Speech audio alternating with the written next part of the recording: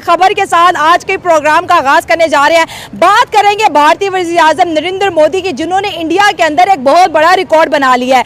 ये इंडिया के दूसरे वज़ीर-ए-आज़म बन चुके हैं जिन्होंने सबसे ज्यादा इंडिया पर हुकूमत की। इंदिरा गांधी का जी आज रिकॉर्ड टूट चुका है। इंदिरा गांधी ने 4077 दिन तक इंडिया पर हुकूमत की और नरेंद्र मोदी ने आज 4078 दिन तक हुकूमत कर ली और अभी 4 साल उनके पास बाकी है।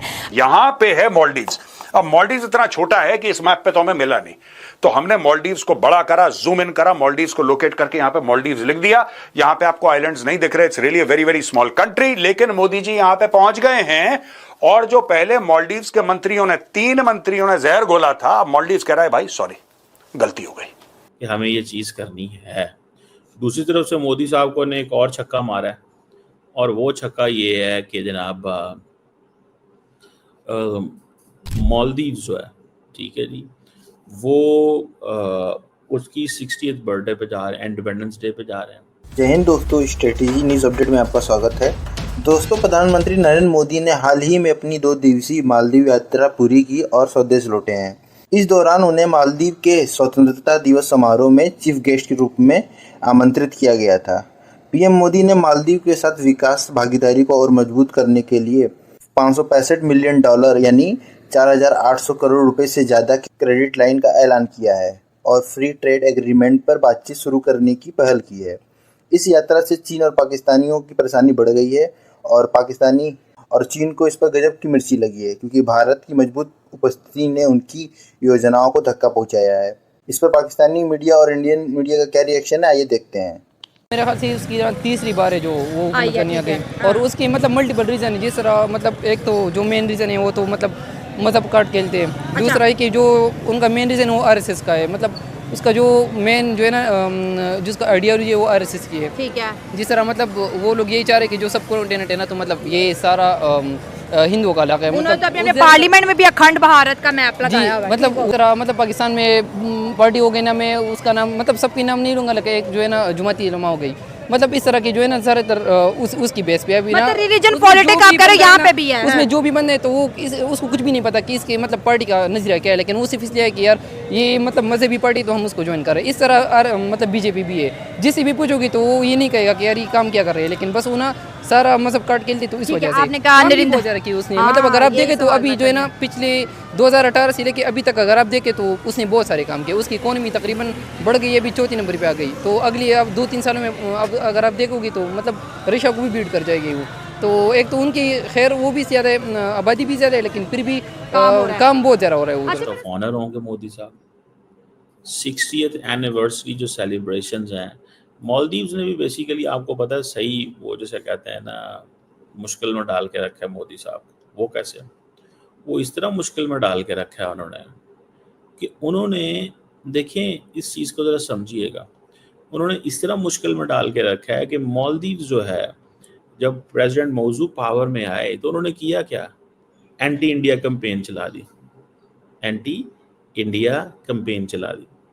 लोगों ने कहा जी ठीक है, ये बंदा आया है, ये प्रेसिडेंट बनेगा, ये हमारे इंटरेस्ट को वॉच करेगा, ये ऐसे करेगा वैसे करेगा। जो लोग फिर उस वक्त की जो सिचुएशन बनती है, लोगों ने कहा ये हमारे इंटरेस्ट को वॉच करेगा, समझ रहे हैं। लेकिन उसने कहाँ से इंटरेस्ट को वॉच जो करना था वो करना था, लेकिन उसने क्या किया, पहले उसने ये सिचुएशन बता दी, ठीक है। दूसरा नंबर पे जब वो पावर में आ गया, एंटी इंडिया कैंपेन चला दी, पावर में आ गया। अब देखें, इंडिया आउट कैंपेन थी, इंडिया आउट कैंपेन से लेके गेस्ट ऑफ ऑनर, अब आप यहीं पे देख लें, वो गेस्ट ऑफ ऑनर की उन्होंने जो है वो बात की। सो मुझे ऐसा लगता है, व्हाट आई अंडरस्टैंड, कि उन्होंने बेसिकली, और फिर वो चाइना चले गए, फिर चाइना से आपको पता है वो तुर्की चले गए मौजू साहब। फिर वो जब वापस आए यहाँ पे तो आके उन्होंने फिर इंडिया के साथ, इंडियंस ने समझा यार इसको आउटरीच करो, हमारी नेबरहुड फर्स्ट पॉलिसी किधर जाएगी अगर ये बंदा ही हमारे हाथ से निकल गया। श्रीलंका में भी नई गवर्नमेंट आ गई थी, मालदीव्स में भी नई गवर्नमेंट आ गई थी, चाइना से हालात LAC पे ख़राब है, पाकिस्तान के साथ परमानेंट मामलात ख़राब है, तो पीछे मुल्क कौन सा रह जाता? बांग्लादेश में हुकूमत बदल गई है। तो वो इंडिया ने पिछले ये 1.5 साल में इंडिया को समझ नहीं आई उनके साथ क्या हुआ है। इंडिया को फिर थोड़ा सा आगे जाना पड़ा। वो एक strategic and maritime security partnership को उन्होंने मुख्तलिफ तरीकों से कंसोलिडेट किया। हालांकि जो इंडियन फौजी जो वहाँ पे थे, वो इंडियन फौजियों का काम क्या था? इंडियन फौजियों का काम ये था कि भाई साहब वो उनकी हेल्प भी किया करते थे। कोई लंबा चौड़ा कोई उनका मसला मसाइल नहीं था वहाँ पे। लेकिन मौजूद साहब को ये पता था कि यार बेशक ये जो मर्जी करें, मुझे तो थोड़ा सा वो जैसे कहते हैं ना फ़ायदा लेना है। तो वो चाइना चले गए, मोदी साहब परेशान। वो तुर्की चले गए, मोदी साहब परेशान। अच्छा, पाकिस्तान नहीं आए। उन्होंने बड़ा सेफ खेला है मौजू ने। अगर उन्होंने वाकई ही मौजू को तंग करना होता और मोदी साहब को तंग करना होता तो वो पाकिस्तान आते। चलिए उसके बारे में बात कर लेते हैं। अब दोस्तों, ये मिंट से हमने ली है खबर। PM Modi lands in Maldives received by president Mohammad Muizzu. दोस्तों, ये है मोहम्मद मुइजू। यही बंदा है जिसने बोला था कि जो 70-75 भारतीय फौजी हैं इनको निकालो मालदीव से, निकालो, जाओ, हमें नहीं चाहिए। ये क्या कर रहे हैं? जब इसने इलेक्शन लड़ा था और इलेक्शन जीता था, इसने हजारों लाखों मालदीवियंस को बेवकूफ बनाया था कि भारत कब्जा कर लेगा, इंडियन आर्मी आ जाएगी, इंडियन नेवी आ जाएगी, वहां पे बैठ जाएगी, कब्जा कर लिया है, हजारों की तादाद में है। अच्छा, ये सब आइलैंड्स हैं, मालदीव्स हैं, it's a whole bunch of islands. इसने बोला उस आइलैंड में फौजी बैठे हैं, उनको जाके बोला कि उस आइलैंड में वो थे 70-75।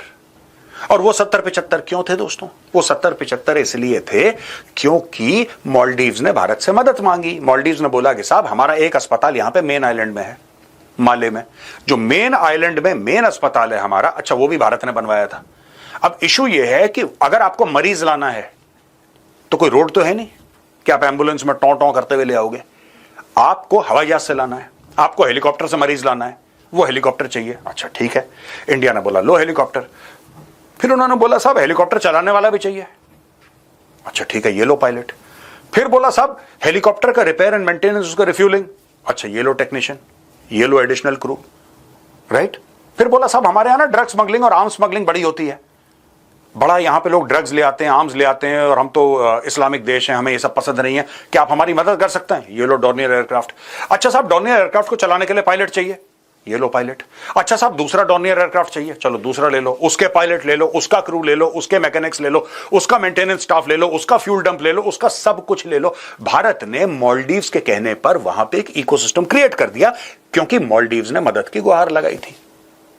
इन्हीं फौजियों को देखते हुए मालदीव्स के ही इस मोहम्मद मुइजू ने अपने चुनाव में साजिश करी और यह बोला कि नहीं नहीं नहीं, ये तो इंडियन आर्मी आ गई कब्जा करने के लिए हमारे ऊपर, इंडिया आउट, इंडिया आउट।